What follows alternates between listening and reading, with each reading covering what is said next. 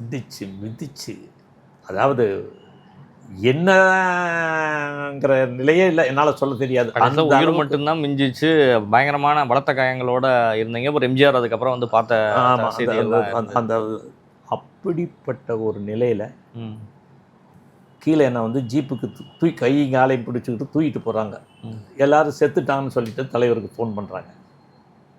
ஏன்னா எங்கள் ரசிகர்களை எல்லாம் வர சொல்லிட்டு அவங்கெல்லாம் தடுத்தும் நான் போகிறேன், முடிஞ்சால் அங்கே வந்து பாருங்கள் அப்படின்னு மட்டும் சொல்லிவிட்டு நான் கொண்டு வாங்க என்னை ஸ்டேஷனுக்கு கொண்டுட்டு போய் அங்கே மயக்கம் அன்கான்சியஸ் இருந்தேன்.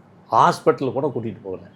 தண்ணியை மட்டும் நிறையா ஒரு குடம் தண்ணி எடுத்து தலையிலேருந்து உடம்பு முழுக்க ஊற்றி மயக்கத்தை தெளிய வைக்கிறதுக்கு. இப்போ வந்து உடனே மயக்கம் தெளிஞ்சுது. சரி, அப்போவாது ஹாஸ்பிட்டலுக்கு கூட்டிகிட்டு போவானா கூட்டிகிட்டு போனேன். அதுக்குள்ளே தலைவர் ஃபோன் பண்ணிட்டார். இவங்க வந்து என்னென்னா கொடுக்குறதா வேண்டாம், அவர் சொல்லிட்டார், ஃபோனை கொடுங்க நான் பேசணும். அவனை நீங்கள் கொண்டுட்டீங்கன்னு சொல்கிறாங்க, அவன் உயிரோடு இருந்தால் ஃபோனை கொடுங்க நான் பேசணும். அப்புறம் வந்து கொடுத்தாங்க.